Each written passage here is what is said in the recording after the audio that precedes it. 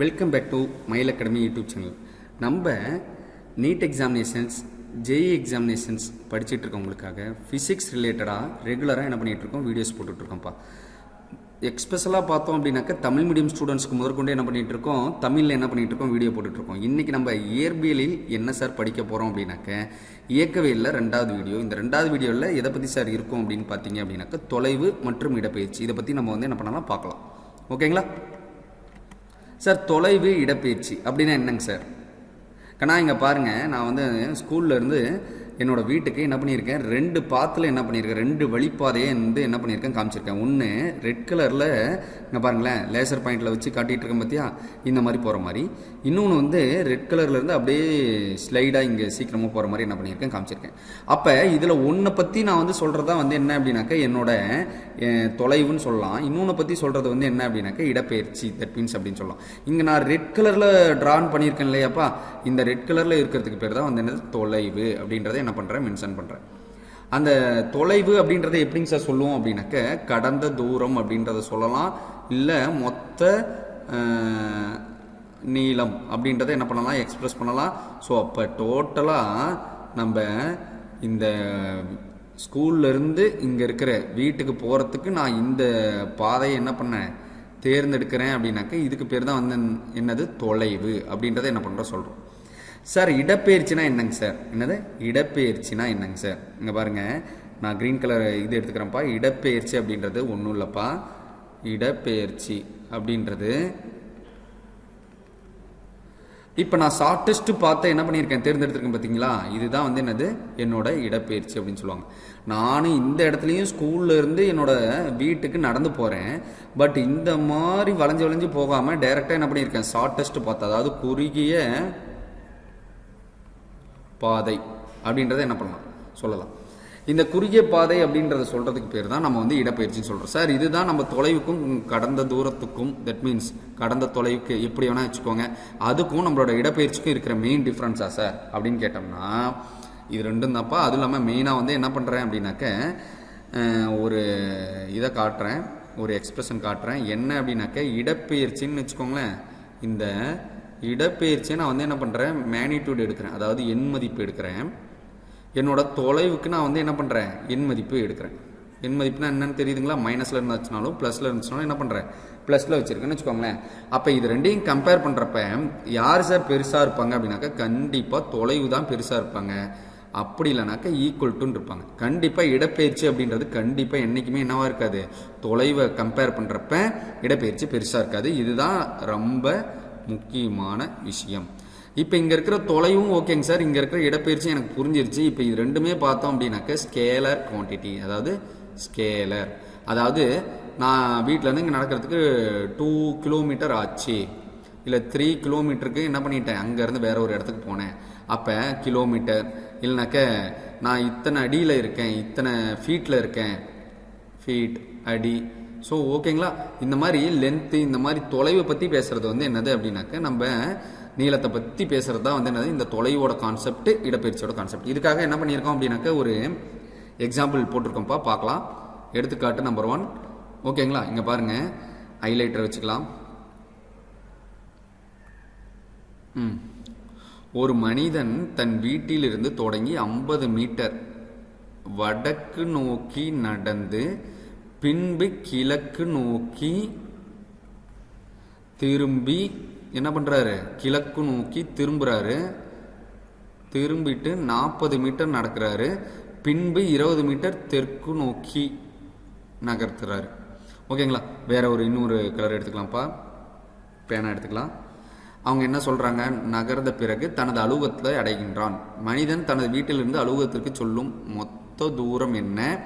அவரது வீட்டிலிருந்து அலுவலகத்திற்கு செல்ல அவர் இடம்பெயர்ந்த இடம்பெயர்ச்சி என்ன அப்படின்ட்டு என்ன பண்ணியிருக்காங்க, 2 கொஸ்டின் என்ன பண்ணியிருக்காங்க இந்த இடத்துல சொல்லியிருக்காங்க. அதாவது அழகாக நம்ம என்ன பண்ணியிருக்கோம், தொலைவு ரிலேட்டடாகவும் அதுக்கப்புறமேட்டு இடப்பெயர்ச்சி ரிலேட்டடாகவும் என்ன பண்ணுறோம் அப்படின்னாக்க நம்ம என்ன பண்ணுறோம், சம்மை இப்போ போட போகிறோம்.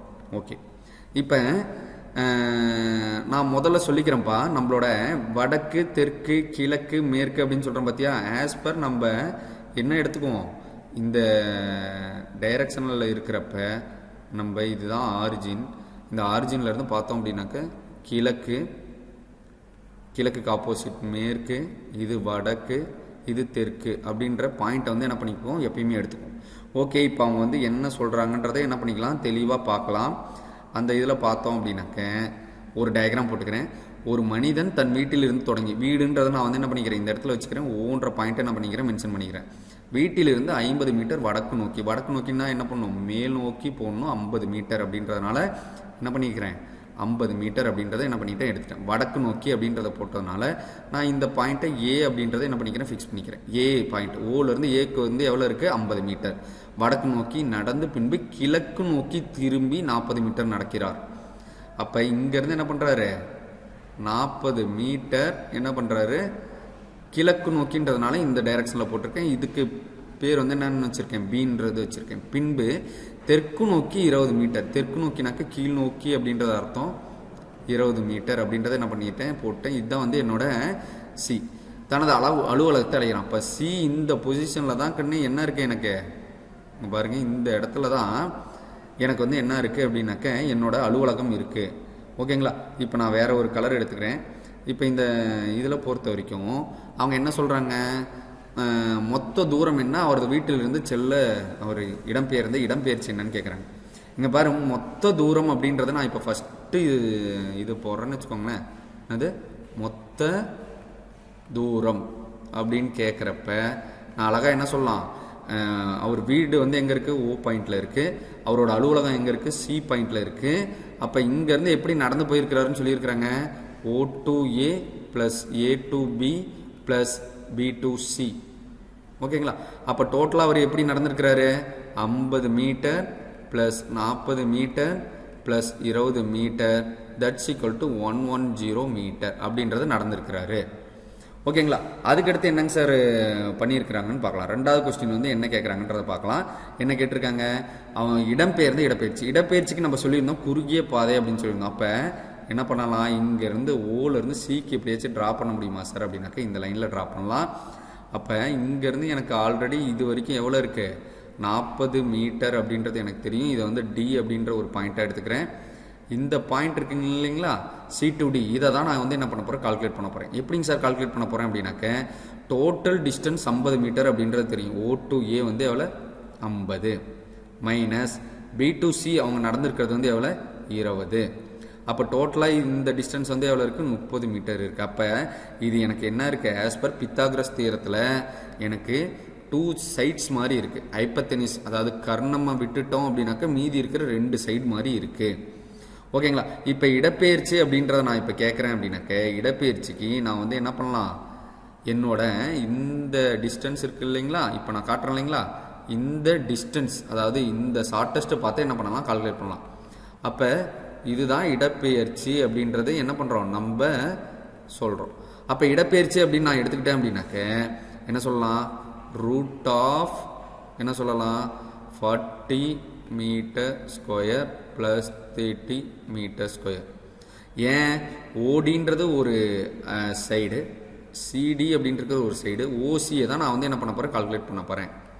ஓகே. அப்போ எனக்கு என்னாச்சு ரூட் ஆஃப் 1600 ப்ளஸ் எவ்வளோ 900 that's equal to root of எவ்வளோ 2500 தட்ஸ் ஈக்குவல் டு என்ன சொல்லலாம் 50 மீட்டர்.